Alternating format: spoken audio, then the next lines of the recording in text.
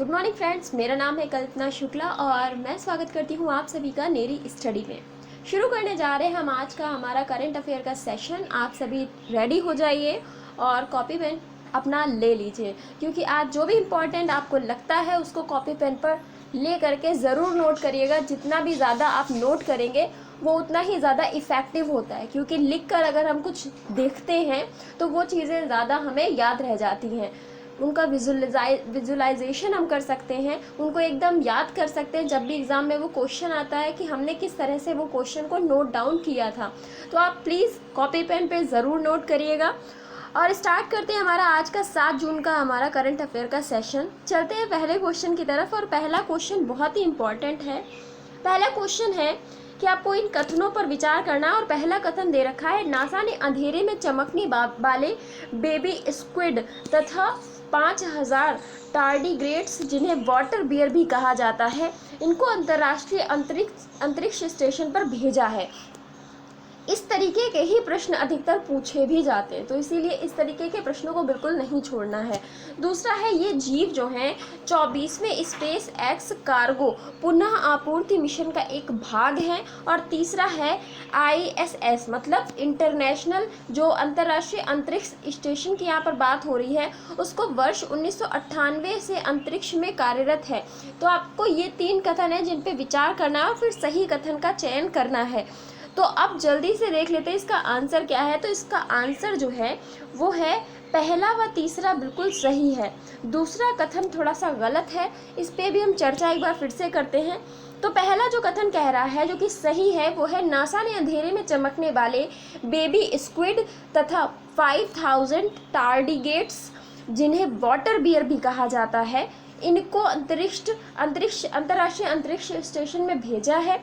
तो ये कथन बिल्कुल सही है कि हाँ, इन्हें भेजा गया है ताकि वहाँ पर जो रक्षात्मक कार्य मतलब हेल्थ से रिलेटेड जो कार्य हैं उनमें इनकी मदद ली जा सके। फिर दूसरा जो है कि ये जीव 24वें स्पेस एक्स कार्गो पुनः आपूर्ति मिशन का भाग है, तो ये गलत है। ये 24वें नहीं बल्कि 22वें स्पेस एक्स कार्गो पुनः आपूर्ति मिशन का भाग है। तो 24वां यहाँ पर गलत हो जाएगा, इसीलिए ये वाला कथन यहाँ पर गलत होता है। और तीसरा कथन भी हमारा सही है। तीसरा कथन है कि ISS वर्ष 1998 से अंतरिक्ष में कार्यरत है, तो ये बिल्कुल सही है। ये 1998 से अंतरिक्ष में कार्यरत हो जाता है। आगे हम देखते हैं, तो यहाँ पर ये जो अंतर्राष्ट्रीय अंतरिक्ष स्टेशन है, ये 5 भागीदार देश हैं।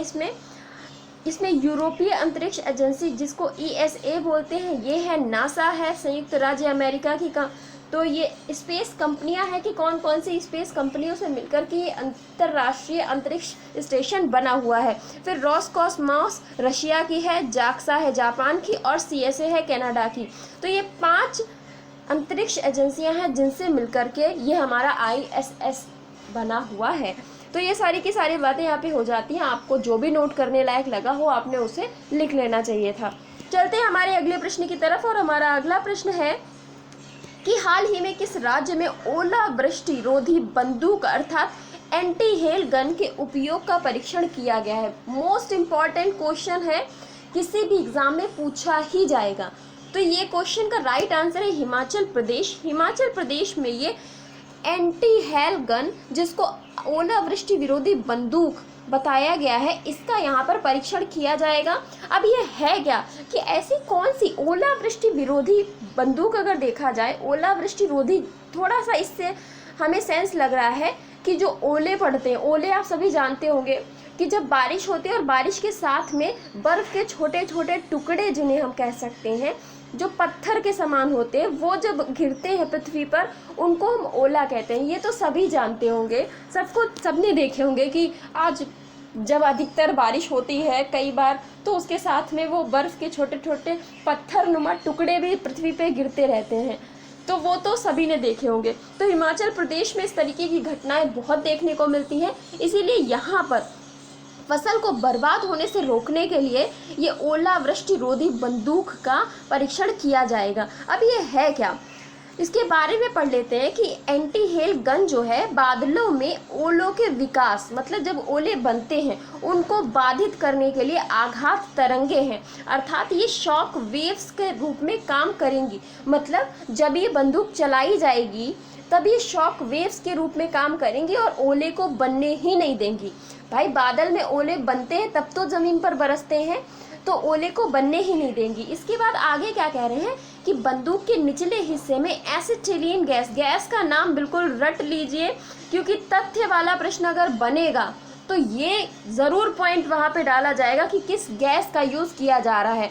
तो एसिटिलीन गैस और हवा का विस्फोटक मिश्रण भर करके इसे दागा जाएगा। ये गन है तो गन दागी ही जाएगी, जिसके परिणाम स्वरूप शॉक वेव्स निकलती हैं। इन शॉक वेव्स की गति जो है सुपरसोनिक विमान से निकलने वाली तरंगों की भांति ध्वनि की गति से तेज होती है। तो मतलब सुपरसोनिक विमान जो आपने देखा होगा तो वो ध्वनि की गति से तेज चलते हैं सुपरसोनिक विमान, तो उसकी गति के समान ही ये चलेंगी और सीधे जाकर के बादल जो होता है उस पर वार करेंगी, और जब ये बादल से टकराएंगी तो एक प्रकार का घर्षण पैदा कर देंगी, जिससे बादलों में ओलों का विकास ही नहीं हो पाएगा, तो ओलावृष्टि की संभावनाएं कम की जा सकेंगी।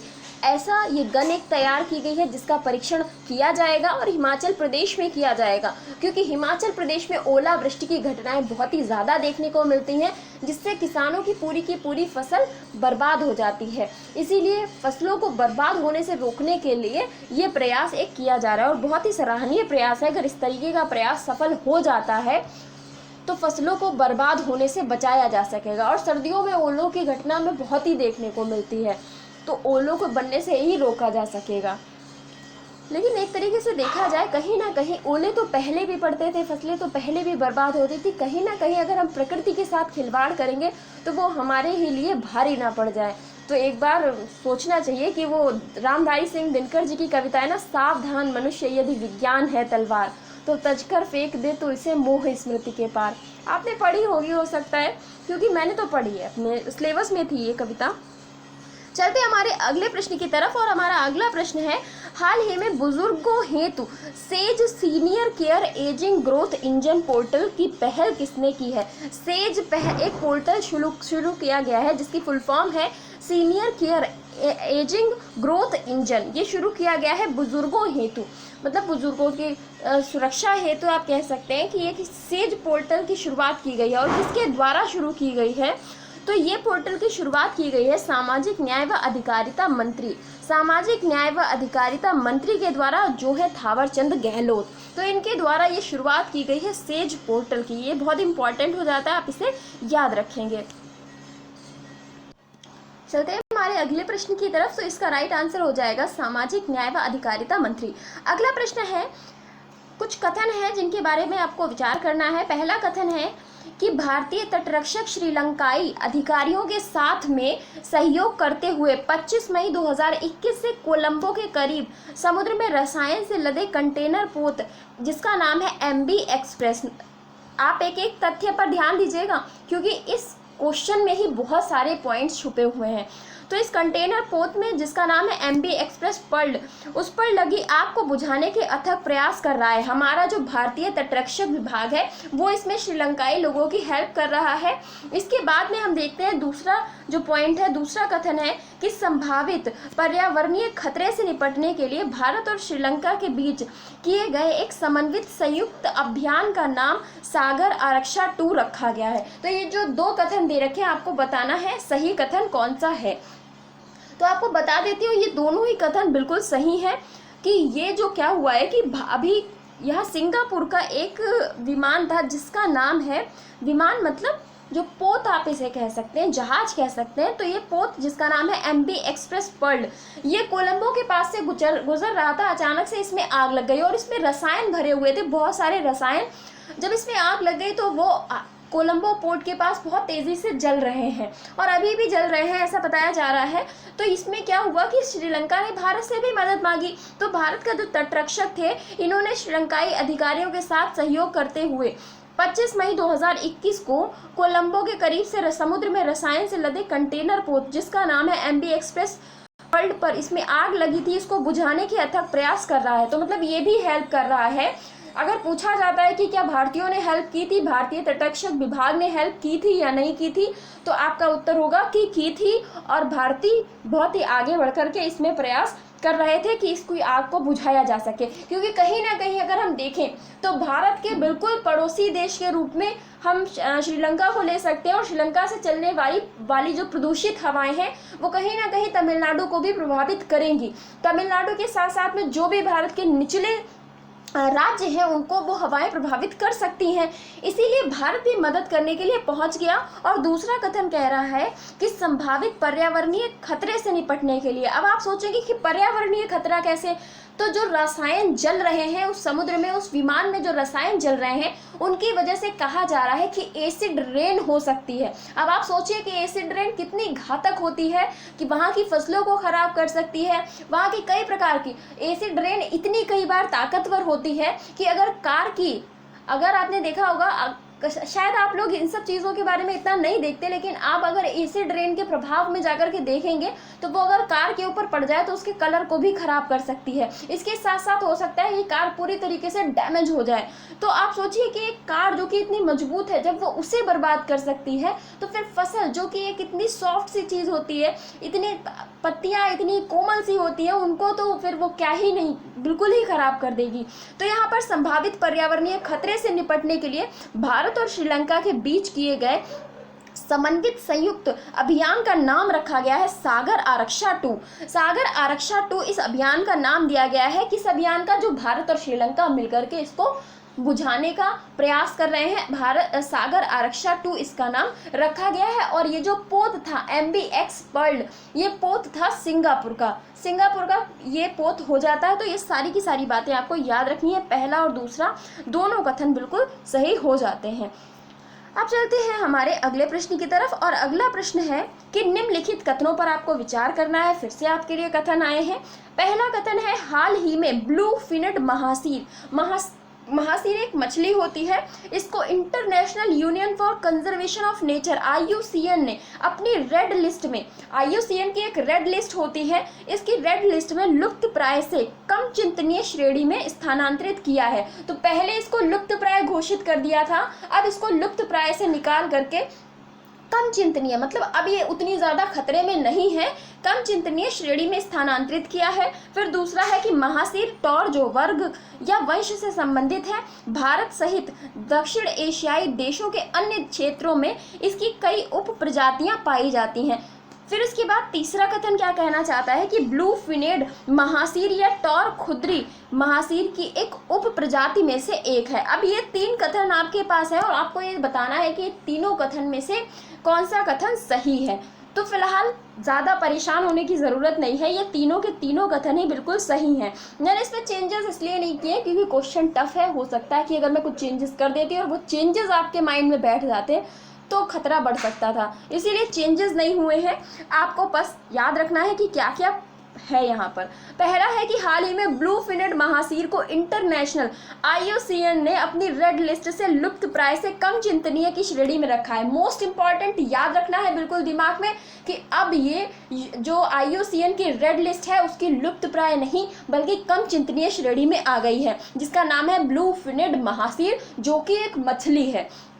फिर दूसरा कथन है, महासीर जो है टॉर वर्ग या वंश से संबंधित है, भारतीय सहित मतलब भारत सहित ये दक्षिण एशियाई देशों के अन्य क्षेत्रों में भी इसकी कई उप प्रजातियां भी पाई जाती हैं। मतलब और भी इसके टाइप्स हो सकते हैं जो कि भारत के साथ साथ में दक्षिण एशियाई देशों में भी पाए जाते हैं। और तीसरा कथन भी बिल्कुल सही है कि ब्लू फिनेड महासीर जो है ये टॉर खुदरी महासीर की एक उप प्रजातियों में से एक है। तो ये भी बिल्कुल सही कथन हो जाता है।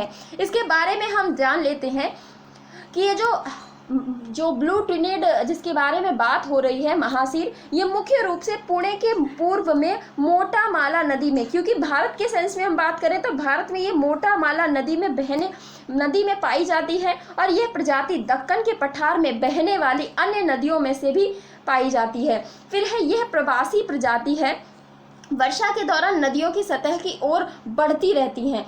यह स्वच्छ तीव्र प्रवाह वाले और सुव्यवस्थित ऑक्सीजन युक्त जल क्षेत्रों में पाई जाती है। अब आप देख सकते हैं कि मतलब जो नदियाँ साफ हैं, गंगा जैसी नदियों में नहीं, क्योंकि गंगा का पानी बहुत ही प्रदूषित है, उसमें कई तरीके के ऐसे पदार्थ हैं जो जो जलीय जीवों के लिए बहुत ही हानिकारक हैं। तो हमें यहाँ देखने को मिलता है कि स्वच्छ जल में उसके साथ साथ में उस जल का प्रवाह तीव्र होना चाहिए और उसके साथ साथ में वहाँ ऑक्सीजन युक्त जल होना चाहिए, मतलब फुल ऑक्सीजन वहाँ पे होनी चाहिए। ऐसी जगहों पर ये मछलियाँ पाई जाती हैं। तो अगर नदियाँ साफ रहेंगी तो इन मछलियों की संख्या को बढ़ाया जा सकता है। कुल मिला के कहने की बात ये है।